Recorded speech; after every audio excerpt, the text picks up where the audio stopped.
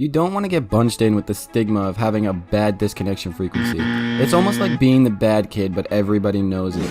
On the other hand, you're also sick and tired of being trolled and stuck playing against the same players with horrible connection and toxic tendencies. Well, guess what? The same way they are making it easier for players to take advantage of these things and make other players' experiences worse, they're also putting power in our hands and giving us the option to leave with almost no repercussions.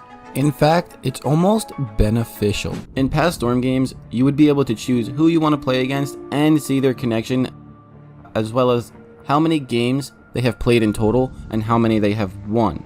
So if you accepted a fight and decided to leave early, the repercussions was to display how many times you've left the game prematurely. This would put power in players' hands because they could do math by saying, okay, he's played 1,500 fights in total, but he's disconnected 255 times, and he's won 1,400 of his fights. Now, if you look at the total amount of matches played and the total amount of matches won, you can see that there's a 100 game difference. That difference should, in theory, be the amount of matches that he's lost.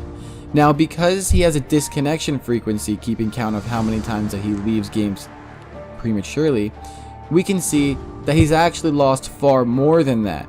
He's lost over 255 times, combined with those 100 losses.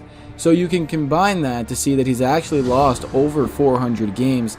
He just refuses to accept those losses. So this is going to be a player that you want to avoid playing.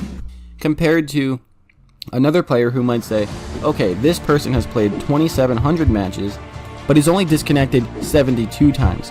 Based on this data, I can infer he probably only leaves games that he doesn't enjoy truly, so I'd be willing to play this player. Fast forward back into Storm Connections, which is weird to say because how do you fast forward back into something, but anyways, in Storm Connection, there is nothing in the waiting lobby that tells you the other player's total games played or how many times they leave. So if you're getting trolled, you can just leave.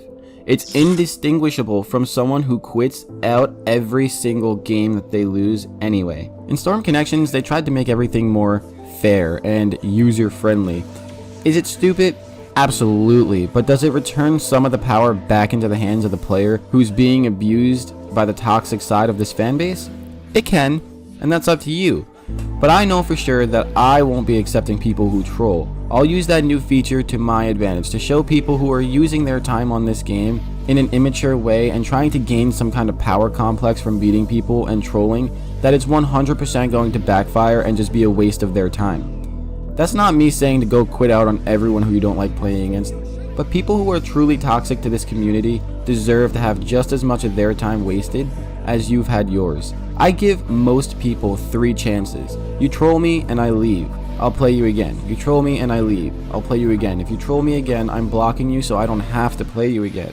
I don't play around with trolls. They destroy the game and they make it a horrible atmosphere for everybody. Truthfully, in my opinion, I think that trolls, they even ruin their own experience. They just don't care because they're getting the win, they're getting the BP, they're gaining that complex over the other person. It's a power complex. But anyways, what are your guys' thoughts about this? Let me know how you guys feel about quitting out and leaving games prematurely.